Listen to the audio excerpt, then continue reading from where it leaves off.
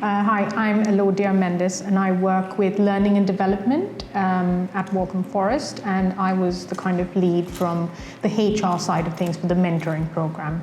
My name's Sumra Hussain. I'm a project manager, and the reason why I'm here is that I've been involved in the mentoring program as a mentee.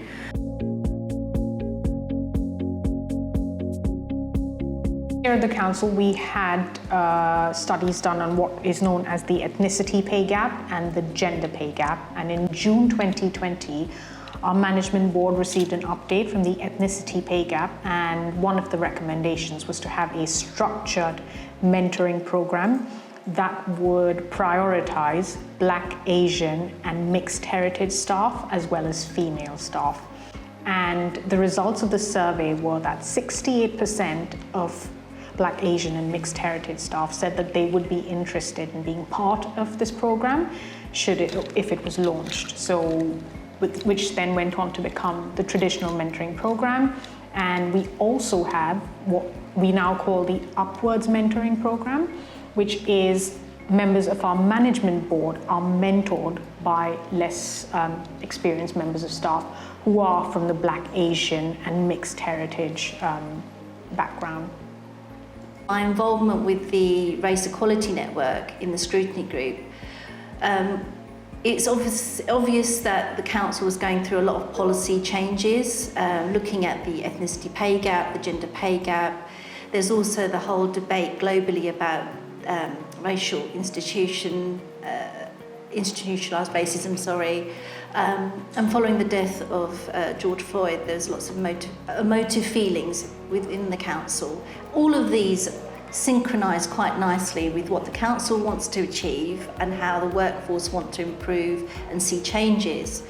So the scrutiny group really felt, I think, emboldened to get involved, participate, and the way we can do that is to provide a forum where our members can share their views, provide oversight of the policies that are being introduced, and help bring those initiatives to the forefront, promote them, advocate them, and allow people to participate. So it felt like we were owning this as a collective of staff members, and we had a voice at the table when it came to designing stuff and then participating in it. So there's a lot of motivation here. Everyone wants to see it succeed, everyone wants to be part of it, everyone wants to see change in a positive way, and I think that's a great motivation.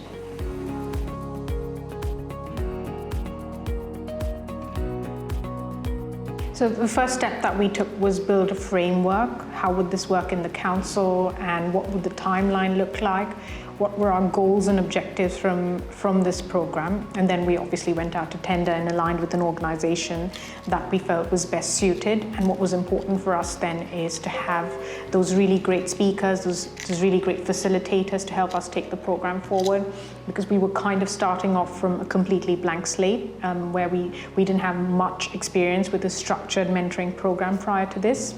And then once we started, of course, I guess the challenging bits were obviously getting those mentors to volunteer for the program, because we were very keen that it should be a voluntary thing, because we can't push people into the program and then have them drop out because they were really not into it. So I feel that was really successful, because we got 40 managers to volunteer to be mentors and 40 mentees. So the whole program was like 80 delegates, which is a fabulous number for your pilot program. So there's been loads of learning from the program, obviously, since it's the first one, but I think we made a great start, and feedback has shown that it has had quite an impact on the organization.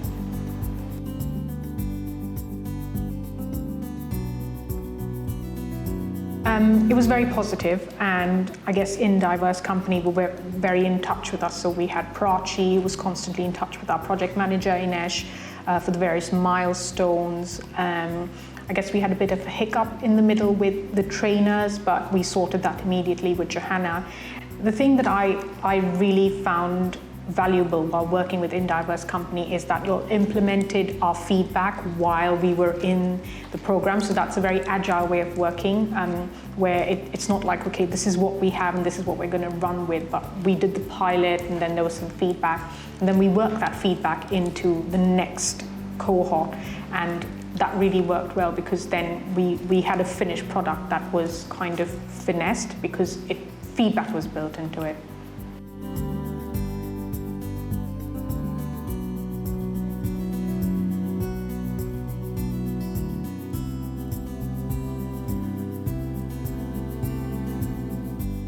I think organisationally wide, I can say that it started a really big, healthy conversation. What does learning and development look like? It's not standard online learning anymore. It's about engaging with people, building your networks, and mentoring is one way of achieving that. It's like a ripple effect. You start with one person, that one person then opens up doors to other people in a network that you never would have normally been exposed to in the silos of your business units. And I think it's excellent that conversation is now starting organisationally. There's also a culture change because people realise that they don't have to be pigeonholed into particular roles and responsibilities, and they've got an opportunity to explore other things, and this is another vehicle for that. Mentoring is part of that journey. And other thing is just massive collaboration from community staff networks, the Race Equality Network, HR, learning and development, and yourselves. There's collaboration with the management board through the reverse mentoring scheme. So it's across the board. It's kind of, the arms of this scheme has reached quite wide, and I think it's now drawing people in, but we're in early stages and I think there's lots of scope for growth. I recently had a focus group with mentors and mentees from the first cohort to find out how are things working for them. And there were various levels of development that happened with the mentees. So some of them had actually moved on into newer roles. Some of them moved laterally, some of them had actually moved into more senior roles. And the feedback from them was what mentoring helped them with is gain that confidence. So I always like to look at it as having a window into a level of the organization that you've previously not had any information on. So the finer things that you will never learn in a classroom, but you learn through someone else's experience. So that really struck me when I had the focus group. There were people who actually had promotions, and then there were other people who didn't have such obvious change, but who felt more confident perhaps at standing up at a meeting and putting their opinion forward, of knowing how to say something, or being better at their interview skills and their public speaking skills. And that is what the program is about, so to learn in ways and learn things that you would normally not be able to learn, let's say, through a traditional type of learning. So it had a massive impact at the individual level this way, and the organization-wide level. We've just launched kind of expressions of interest for our next cohort, and the response that we're getting is really good, which means that staff have been going out there speaking to their colleagues and saying, this is actually a really good program, you must be part of it. And the one thing that I can say about our staff is if there's new ways of learning and developing, then they do put themselves forward for it. So there has been that impact across the organization.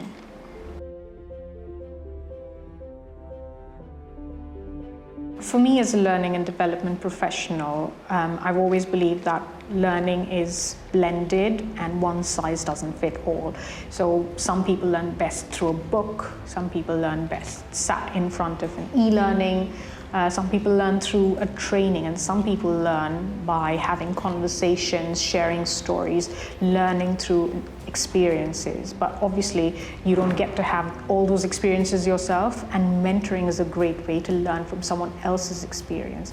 It is also a way for the mentor to give back, to share that knowledge, and that's something I learned from the mentor focus group, where a lot of them felt very fulfilled because they had come so far in their career, but perhaps were not able to pass that on to their teams because they were too busy managing rather than being coaches or mentors. So that was another good takeaway from the program.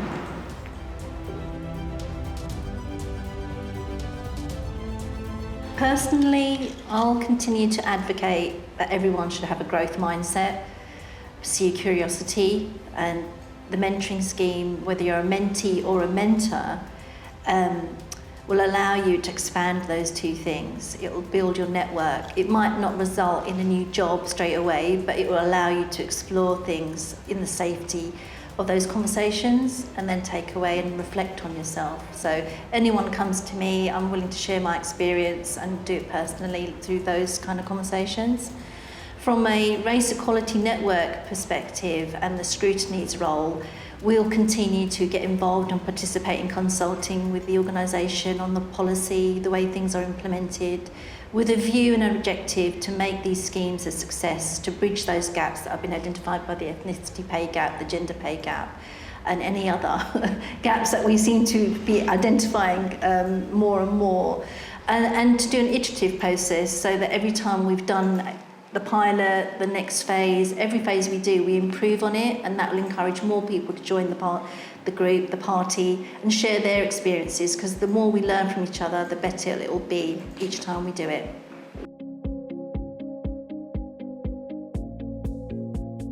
EDI is big on our agenda, so there have been various programs around equality, diversity and inclusion, mentoring being probably the biggest one thus far. But we do have a lot around having those conversations, because we believe that EDI is not something learned in a training, but it's about having those conversations with your team, sharing experiences, swapping stories, and sometimes those stories might shock you or they might upset you, but the aim at the end of the day is to learn from your colleague who looks different from you and who has had different experiences from you. And at the end of the day, what we want to get to a place where we all understand each other better, and therefore our reactions to each other are more sensitive and are more thoughtful. And I think that's what we're trying to get, that is our end game at the council in terms of EDI. I think it's important for people to realise that mentoring involves a lot of self-reflection.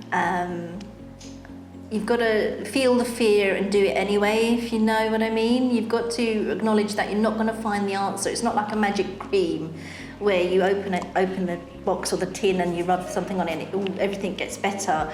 It'll take a lot of hard grafting, and that involves logistical planning, open conversations. Maybe you've not led a conversation before and you might have to lead it.